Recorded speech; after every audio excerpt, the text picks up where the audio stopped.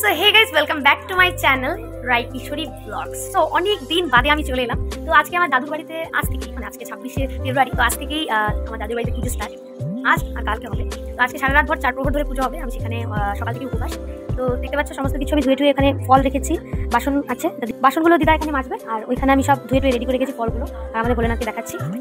এই যে আমাদের ভোলেনাথ, প্রতি বছরের মতো এবছরও পুজো হচ্ছে। আর আমি এই ফলগুলো এখানে এনে ধুয়ে রেখে দিয়েছি। ফুল আছে, এতগুলো বাসন মাজবে দিদা। চলো আজকের ব্লগ তোমাদের সঙ্গে শেয়ার করব, শুরু থেকে শেষ অবধি দেখতে থাকো।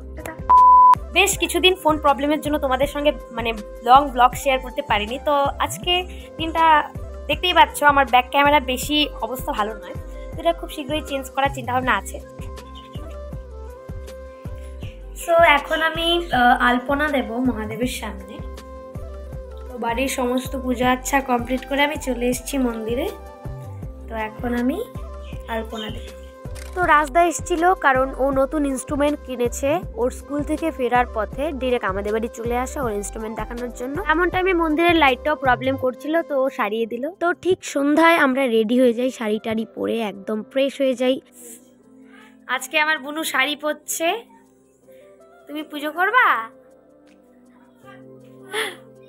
তাপসী রেডি হচ্ছে আর আমি এদিকে রেডি হয়ে গেছি।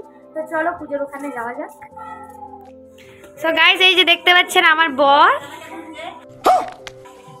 খুব হ্যান্ডসাম। ও মাই গড।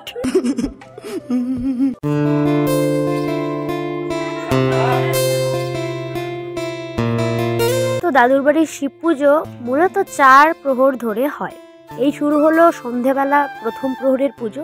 তো এই প্রহরের পুজো আমরা সবাই মিলে অঞ্জলি দিলাম এবং শিবের মাথায় বিভিন্ন ধরনের ফল ছুঁয়ে সাইডে রেখে দিলাম, প্লাস জল ঢাললাম।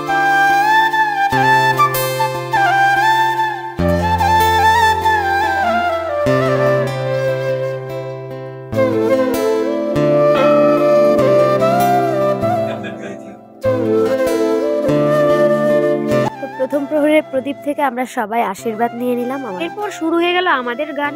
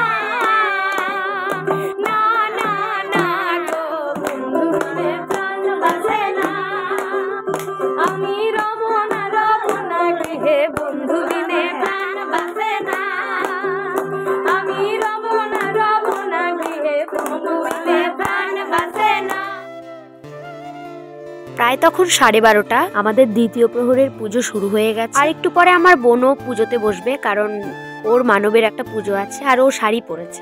আমাদের বাড়ির মেয়েরা প্রতিটা পুজো শাড়ি পরেই করে। শাড়ি পরে পুজো করলে একটা আলাদাই শান্তি পাওয়া যায়। আর বাড়ির বড়রাও বলে যে শাড়ি পরে পুজো কর, এর জন্যই আমি প্রতিটা পুজো শাড়ি পরি। আর এই নিয়ে আমাকে অনেক কথাও শুনতে হয় পাড়ার লোকেদের কাছে, কারণ সবাই বলে যে কিছু একটা হলেই তুই শাড়ি পরে ফেলিস কেন, বিয়ে হলে একবারই পরবি। আর বিয়ের সাথে শাড়ির তো কোনো সম্পর্ক নেই, যেটা আমাদের পছন্দের সেটাই করা। বিশেষ করে যে কোনো মন্দিরে গেলে খুবই চোখে পড়ে, যেটা আমার বেশি পড়ে, কারণ আমি শাড়ি ভীষণ পছন্দ করি। আর প্রতিটা পুজোতে আমি শাড়ি পরেই যাই। ওখানে গিয়ে দেখি প্রত্যেকটা মেয়ে শাড়ি পরে এসেছে, কিন্তু কিছু কিছু মহিলারা শাড়ি পরে আসেনি। মেয়েরা কেন শাড়ি পরে এসছে এই নিয়েও তাদের কথার শেষ। যাকগে, ব্লগটা কন্টিনিউ দেখতে থাকো। চাটা বানিয়েছে তাপসী, তো আমি চাটা বেড়েছি, চাটা এখানে রেডি করেছি কাপের মধ্যে। চলো দিয়ে আসি।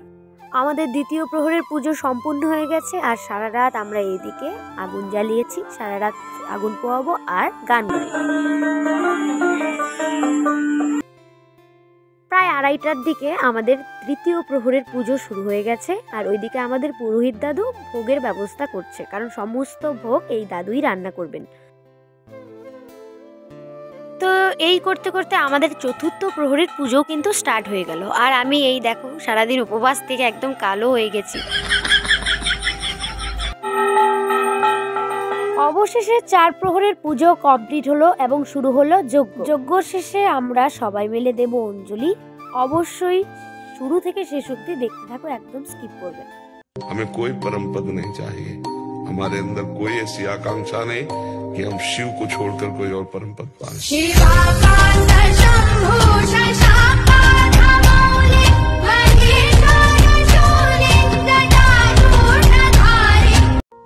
চার প্রহরের পুজোর যজ্ঞ শেষে আমরা এখন অঞ্জলি দেব। সবাই মিলে অঞ্জলির জন্য দাঁড়িয়ে গেলাম। অঞ্জলি দেওয়ার পর যজ্ঞে ঘি ঢালার যে নিয়মটা সেটাও পালন করলাম।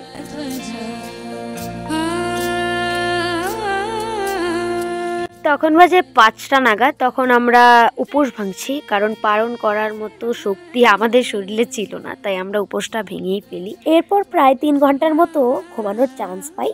তো সকালে উঠে 1 কাপ চা খেয়ে আবারও প্রসাদ। তো অনেক অপেক্ষার পর আমি এই ভিডিওটা সম্পূর্ণ করতে পারি, এটা আমার কাছে অনেকটা। তো আজকের মতো ভিডিওটা এখানেই থাকছে। ভালো লাগলে অবশ্যই লাইক কমেন্ট শেয়ার করে সাথে থেকো। আবারও ব্লগ আসছে।